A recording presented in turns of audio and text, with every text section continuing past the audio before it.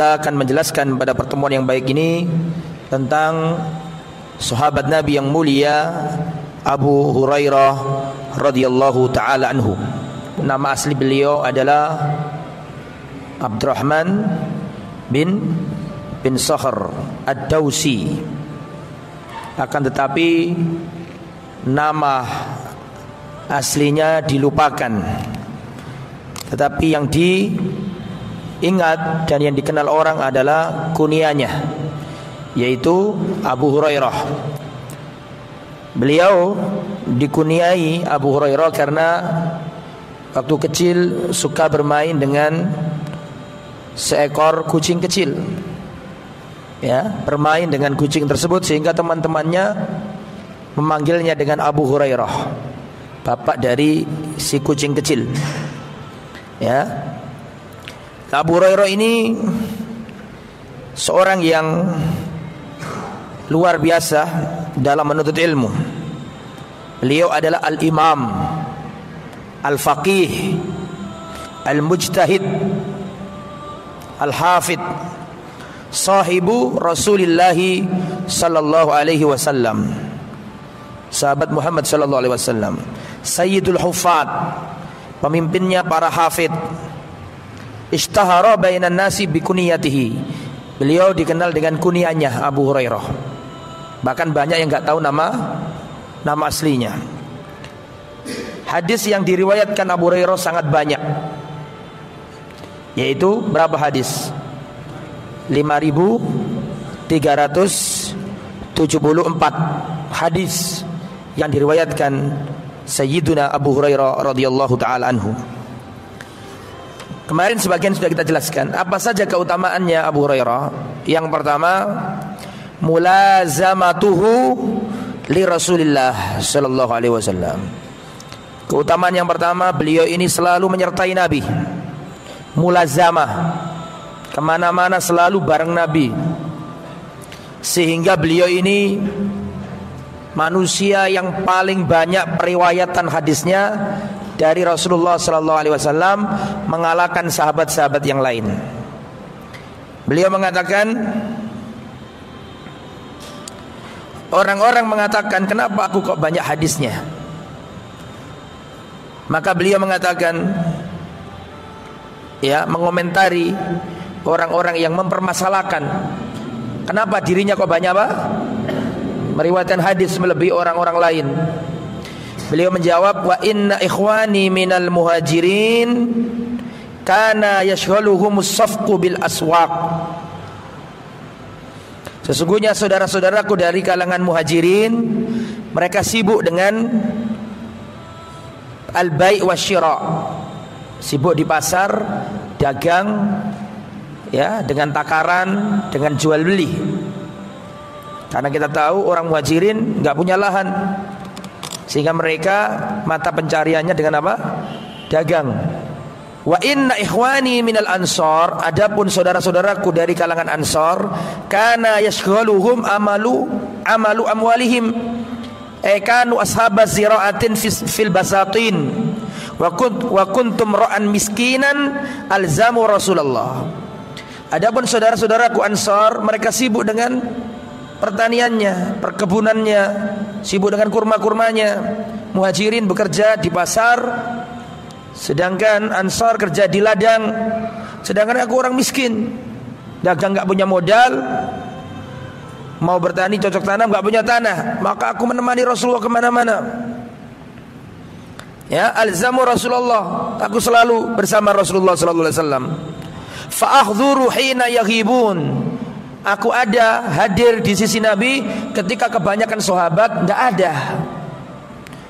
Wa aihina yansaun, dan aku memahami, mengingat apa yang dilupakan oleh sahabat yang lain. Dan kemarin saya terangkan ke antum bahwa Abu Hurairah ini termasuk ashabus suffah, orang-orang yang enggak punya rumah terus ngemper di mana? Ngemper di Masjid Nabawi. Dan saya jelaskan kemarin, ya, kemiskinan itu teman dekatnya para penuntut ilmu. Kemiskinan inilah yang mengantarkan Abu Hurairah mendapatkan ilmu yang banyak yang tidak diraih oleh orang-orang yang kaya. Kemarin saya jelaskan itu kan. bagaimana keutamaan menjadi orang yang fakir dalam menuntut ilmu. Imam Asy-Syafi'i yatim. Untuk belajar gak punya kertas Imam Syafi'i. Bahkan ibunya gak mampu membayar guru yang ngajarinya. Yatim semenjak kecil. Begitu juga dengan Imam Ahmad, hidup dalam kefakiran. Tapi para ulama yang dahulu mengukir prestasi sejarah keilmuan, mereka lahir dari kalangan orang-orang miskin. Ya, makanya jangan sesekali berhujah dengan kemiskinanmu karena dalam kebodohanmu. Jangan berhujah, mohon maaf aku gak ngerti, aku gak pinter, lantaran kemiskinanmu. Lah, itu gak diterima. Gak boleh seorang ya berhujah dengan kefakiran untuk menjadi orang bodoh, gak boleh. Karena kenyataannya justru sebaliknya. Ya, orang-orang besar yang ditulis oleh tinta sejarah itu semua itu bermula dari orang fuqara, orang fakir, orang miskin. Makanya Imam Malik mengatakan la yunalu hadzal ilmu hatta yudhaqa fihi ta'mul faqr. Seseorang tidak akan memperoleh ilmu agama sampai dicicipi pahit getirnya kemelaratan. Sebelum mencicipi kemelaratan enggak bisa dapat ilmu agama. Harus melarat, harus susah. Ya. Adapun dengan santai, dengan selalu pegang HP, dengan enggak pernah ngapal, tidak bisa, harus melarat untuk ilmu itu. Itu dikatakan oleh para ulama. Dan pernah Abu Hurairah kelaparan, saking laparnya nggak ada yang nawari makan sampai, dan dia nggak bisa minta-minta. Pernah saya jelaskan ini kan? Lapar mau minta nggak bisa dia minta itu. Afif, diri menjaga kehormatan dirinya, nggak mungkin minta-minta itu, nggak mampu. Saking laparnya pura-pura pingsan, kejang-kejang di masjid. Tujuannya agar sahabat lain itu tahu bahwa dirinya lapar. Sahabat yang lain nggak tahu kalau beliau itu lapar, dikira ini kejang-kejang kena setan, diruqyah sama sahabat. Maka ketika diruqyah sama sahabat, wahai saudaraku, aku begini bukan karena aku kena jin, tapi karena aku lapar. Baru sahabat paham, ternyata Abu Hurairah lapar, saking lapar. Ya, itulah Abu Hurairah radhiyallahu anhu, sehingga dia dapat ilmu banyak karena menyertai Rasulullah sallallahu alaihi wasallam. Ya, itu keutamaan yang pertama. Selalu menemani Nabi kemana-mana. Kemudian keutamaan yang nomor dua, keutamaan nomor pertama kan sudah saya jelaskan kemarin ya. Sekarang keutamaan yang nomor dua. Wa min manaqibihi hirsuhu ala ma'rifatil khair wa fi'lih. Di antara keutamaan Abu Hurairah adalah semangatnya untuk mengetahui kebenaran, semangatnya untuk mengetahui kebaikan dan mengamalkannya. Kita simak riwayat berikut ini menunjukkan begitu semangatnya Abu Hurairah untuk mengetahui kebenaran. Qala Abu Hurairah radhiyallahu an, ya Rasulullah, man as'adun nasi bi syafa'atika yaumal qiyamah. Ya Rasulullah, siapakah manusia yang paling bahagia mendapatkan syafaatmu pada hari kiamat nanti? Lihat ucapannya Rasulullah. Dzanantu laqad dzanantu ya Aba Hurairah alla yas'alani an hadzal hadis ahadun awwal minka. Wahai Abu Hurairah, sudah aku duga tidak akan yang bertanya kepadaku tentang hal ini ya pertama kali kecuali dirimu. Gak ada, saya sudah menduga bahwa nanti gak akan ada orang yang bertanya tentang ini kepadaku ya kecuali dirimu. Artinya kamu terdepan dalam bertanya ini. Belum ada sahabat bertanya tentang ini kecuali dirimu. Lah ucapannya Nabi ini menunjukkan bahwa semangatnya siapa? Abu Hurairah. Lima ra'aitu min hirsika 'alal hadis. Kenapa aku berprasangka seperti itu? Karena aku tahu kamu semangat ingin mengetahui hadis dari diriku. Sampai-sampai aku sudah tahu paling suatu saat nanti yang bertanya kepada aku tentang hal ini adalah dirimu. Ternyata terbukti ucapannya Rasulullah. Kemudian dijawab sama Rasul, as'adun nasi bi syafaati yaumal qiyamah man qala la ilaha illallah khalisan min qalbihi. Orang yang paling bahagia mendapatkan syafaatku pada hari kiamat adalah orang yang mengucapkan la ilaha illallah. Tidak cukup dengan lisan, tetapi khalison, murni, tulus, jernih, min qalbi, dari hatinya. Jadi gak cukup lisan, tapi hatinya harus bersih dari kesyirikan supaya dapat syafaat Muhammad sallallahu alaihi wasallam. Hadis sahih riwayat Imam Bukhari. Dalil yang lain masih keutamaan nomor berapa ini? Nomor 2, bagaimana semangatnya Abu Hurairah dalam menuntut ilmu. Beliau datang ke Nabi dan mengatakan, "Ya Rasulullah, inni idza ra'aituka tabat nafsi wa qarrat aini." Ya Rasulullah, aku ini jika melihat panjenengan, tabat nafsi, jiwaku tenang. Sahabat ini ketemu Nabi saja jadi tentram hatinya. Wa qarrat aini, dan sejuk mataku kalau melihat engkau ya Rasulullah. Fa'ambini an amrin idza akhadtu bihi dakhaltul jannah. Ya Rasulullah, tolong beritakan kepadaku sebuah perkara, kalau aku mengambil perkara itu dan mengamalkannya, aku masuk surga. Tolong ya Rasulullah, kasih tahu aku. Maka Rasulullah menjawab, afshis salam, tebarkan salam. Wa at'imit ta'am, berikan makanan. Wasilil arham, sambung tali kekerabatan. Wa qum bil laili wan nasu niyam, dan bangunlah ketika manusia terlelap di kala malam. Tsumma adkhulil jannata bis salam, kemudian masuklah surga dengan penuh keselamatan. Berarti 4. Afsus salam, tebarkan salam. Wa atimit ta'am, berikan makanan. Wasilil arham, sambung tali kekerabatan. Wasallu bil laili wan nasu niyam, dan salatlah ketika manusia tidur di kala malam. Kamu masuk surga bis salam, dengan selamat. 4 ini kalau kita teliti, yang 3-nya sosial, yang satunya hubungan kita sama Allah. Coba menyebarkan salam. Yang kedua tadi apa? Memberi makanan. Yang ketiga sambung tali kekerabatan. Yang nomor 4 baru sholat tengah malam atau di malam hari ketika manusia tertidur. Itu menunjukkan betapa pentingnya aspek sosial, betapa pentingnya aspek akhlak. Ya, sampai-sampai disebutkan 3 baru 1. Bisa dipahami ya? Kemudian hadis yang lain yang menunjukkan semangatnya Abu Hurairah, masih keutamaan nomor 2. Abu Hurairah Rasulullah berkata, "Man ya'khudhu minni khamsa khisalin wa ya'malu bihinna aw yu'allimuhunna man ya'mal bihinna." Barang siapa mengambil dariku 5 hal, kata Nabi, dan mengamalkannya atau mengajarkannya, siapa yang mau? Maka Abu Hurairah mengatakan, "Aku ya Rasulullah, aku mau mengambil 5 hal dan aku ingin mengamalkannya dan mengajarkannya." 5 hal tadi itu. Fa akhadha bi yadi, maka Rasulullah mengambil tanganku. Fa addahunna fiha. Kemudian Rasulullah menyebutkan satu persatu 5 hal tadi itu. Yang pertama, ittaqil maharim takun a'badan nas. Hati-hatilah dengan yang Allah haramkan. Jauhilah apa yang Allah haramkan. Kamu akan menjadi orang yang paling ahli ibadah. Takun a'badan nas, orang yang paling ahli ibadah.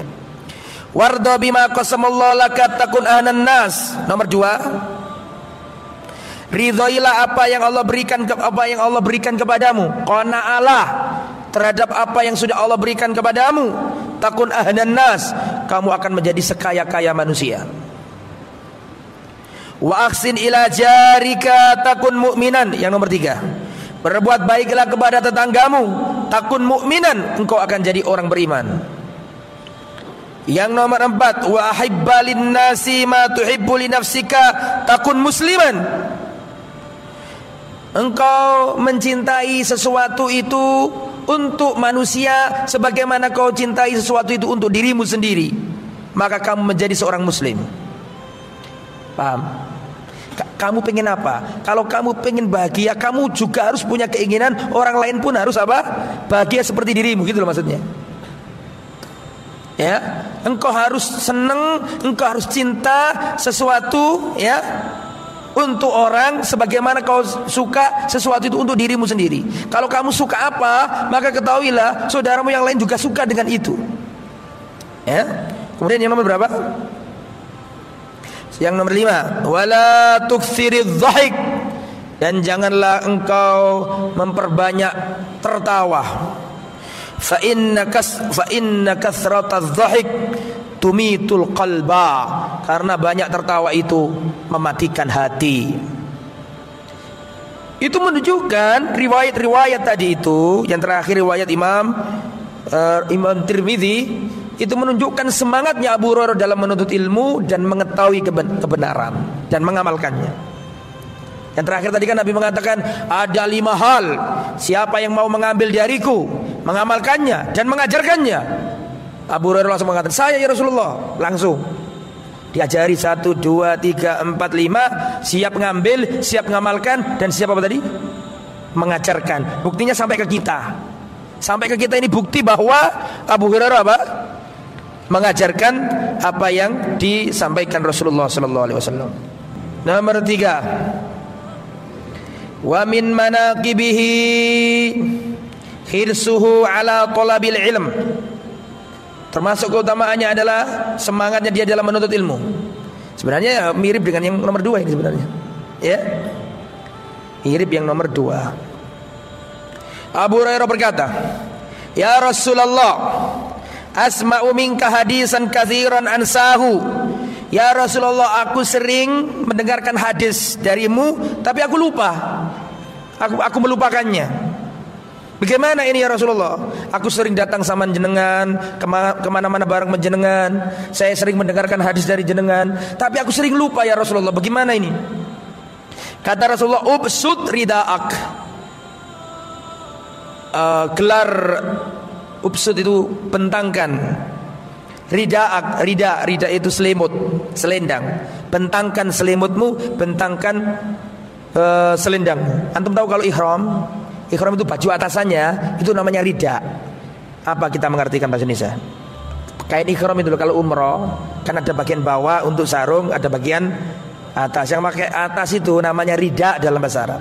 Ya selendang atau kemul atau selimut. Kemudian kata Rasulullah, ya Rasulullah bagaimana ini? Aku sering dengarkan hadis tapi sering lupa. Kata Rasulullah, bentangkan itu selendangmu atau kemulmu itu, bentangkan. Fabasattuhu, aku bentangkan selimutku, kemulku. Fagharafa biyadihi. Kemudian Rasulullah mengambil dengan tangannya begini. Fadhummahu, terus di dhumma Rasulullah, di apakan istilahnya? Iya. Ampun jenenge rek. Dikumpulkan sama Nabi. Fadhamamtuhu fama nasitu syai'an ba'dahu. Setelah itu aku enggak pernah lupa lagi. Enggak pernah lupa lagi yang disampaikan Nabi, aku hafal. Makanya Abu Hurairah ini enggak nyatet, beda sama sahabat lain namanya Abdullah bin Amr bin As, sama perawi hadis. Tapi bedanya Abdullah bin Amr bin As itu nulis. Kalau Abu Hurairah tidak nulis, dia hafal. Saya bacakan nih. Abu Hurairah berkata, "Ma min ashabin nabi ahadun aktsar hadisan anhu minni." Tidak ada seorang pun yang lebih banyak hadisnya dari sahabatnya Muhammad melebihi aku. Riwayatkan, dapat ilmu dari Nabi hadis, gak ada yang melebihi aku. Kecuali Abdullah bin Amr bin As, sahabat Nabi mulia itu. Fa innahu kana yaktubu wala aktub. Karena Abdullah bin Amr bin As itu dulunya nyatet, nulis, sedangkan aku enggak nulis. Yaqulu Abu Hurairah, sama dengan tadi ya, enggak usah saya baca, intinya pakaian dikumpulkan.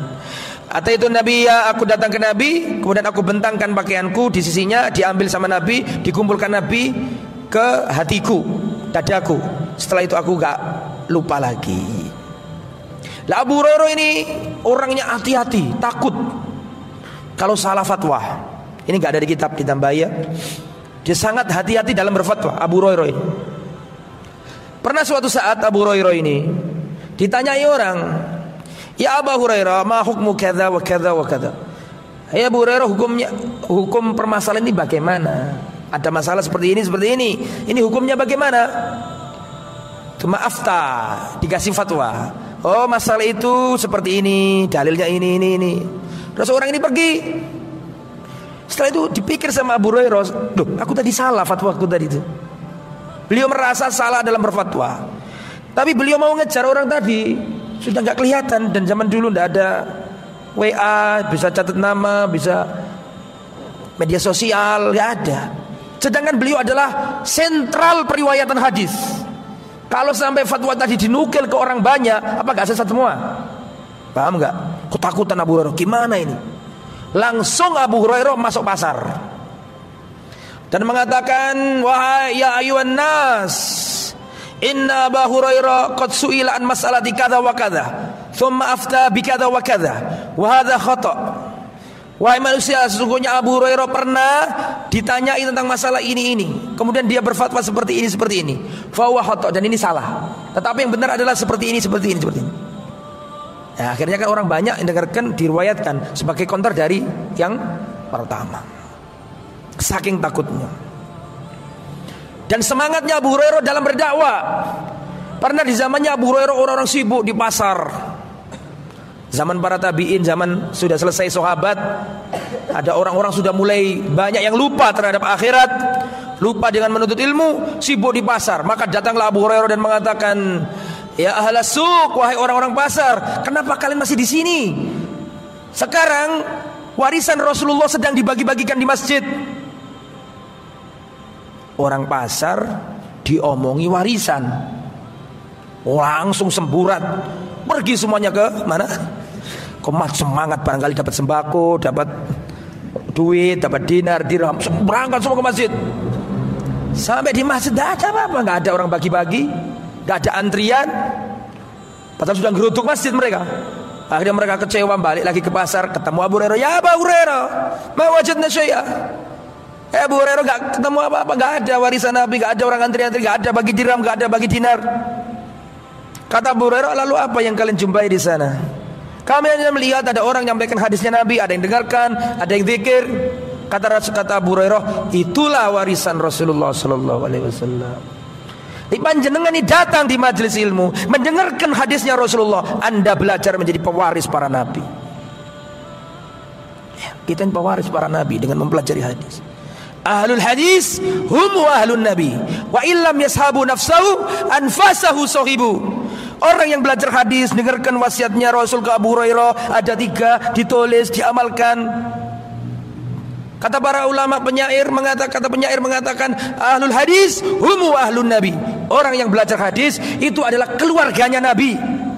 Wa illam yashabu nafsahu, meskipun mereka enggak berteman dengan jasadnya Nabi, tetapi mereka berteman dengan setiap untaian ucapan Nabi. Semoga kita termasuk di dalamnya. Kemudian berikutnya, keutamaan sudah selesai. Ya, ada tambahan 2 tadi. Berhati-hatinya beliau dalam apa tadi? Berfatwa. Terus ada tambahan lagi, nomor berapa tadi? Nomor 5 adalah semangatnya dalam mengingatkan manusia, mendakwai manusia. Itu yang gak ada di kitab ya.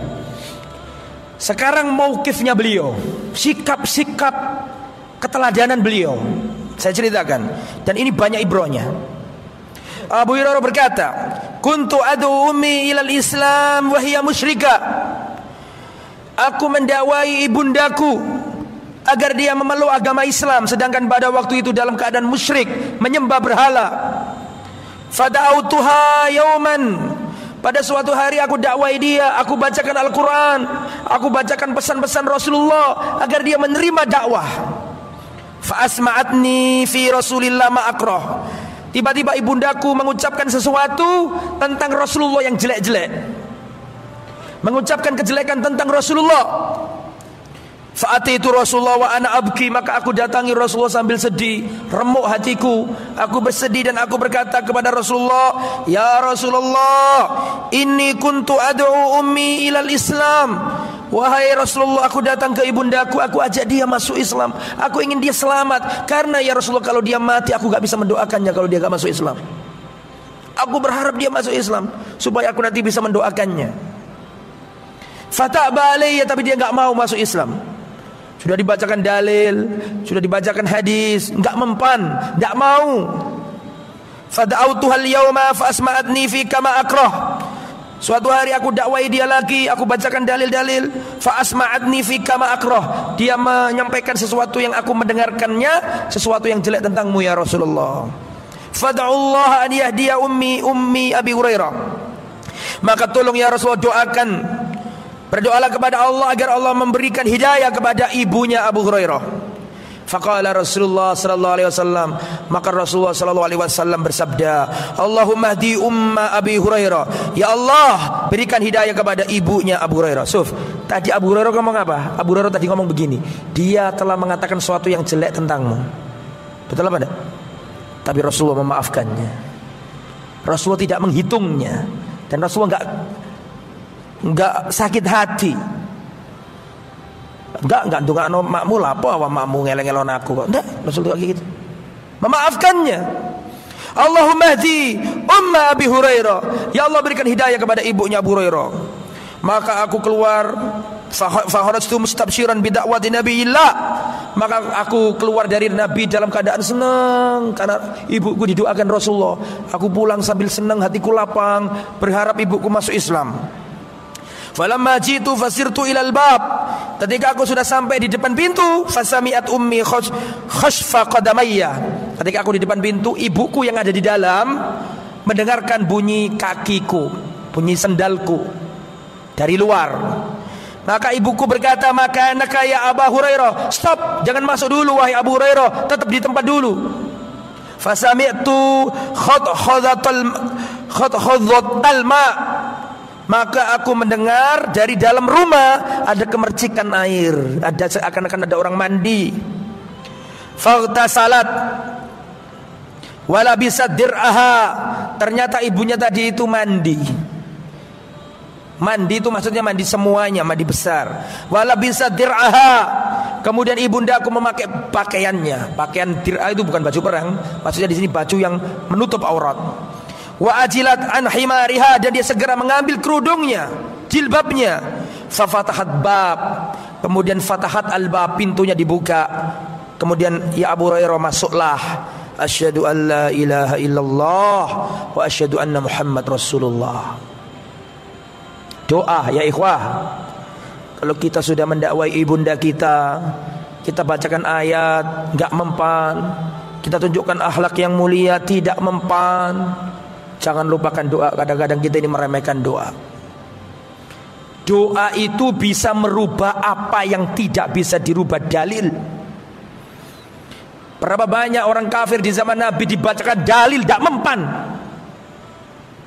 tapi Nabi berdoa di tengah malam dan masuk Islam karena doanya Nabi. Jadi ada hal itu yang gak bisa diubah dengan dalil, tapi bisa diubah dengan apa tadi? Doa. Makanya kita gak boleh meremehkan doa. Dan ini juga menunjukkan baktinya Abu Hurairah. Dan bakti yang paling bakti adalah kau jemput hidayah dan kau antarkan kepada ibundamu. Itu bakti yang paling bakti.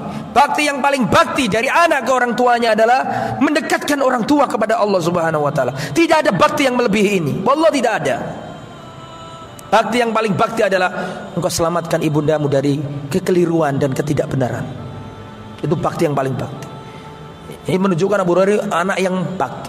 Seandainya ada keutamaan, ini bisa dimasukkan lagi, ya, bahwa Abu Hurairah adalah anak yang berbakti sampai nangis pengen ibunya dapat hidayah. Dan ini juga termasuk lapangnya dada Rasulullah.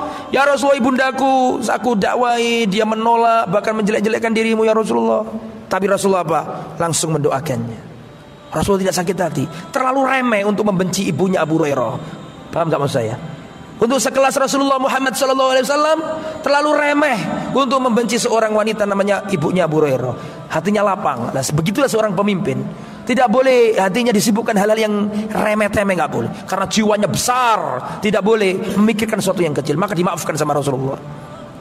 Itu namanya kita harus punya sifat taghaful. Taghaful itu penting, Pak.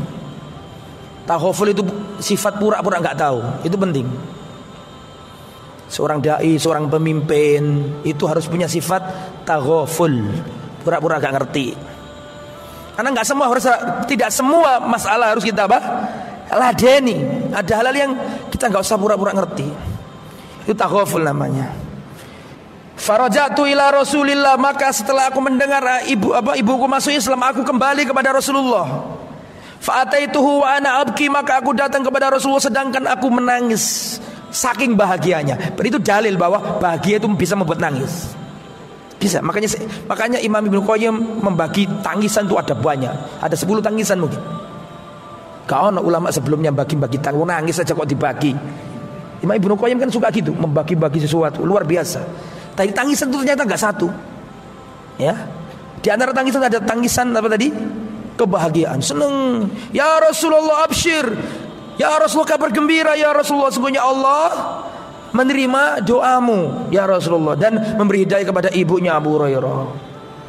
Kemudian aku berkata kepada Rasulullah, kata Abu Hurairah, "Ud'ullah an yuhabbibani ana wa ummi ila ibadihil mu'minin." Ya Rasulullah, jadikanlah diriku dan juga ibuku senang kepada orang-orang yang beriman. Senang kepada apa? Orang-orang yang beriman dan sebaliknya. Akhirnya didoakan oleh Rasulullah sallallahu alaihi wasallam, Itulah anak yang berbakti.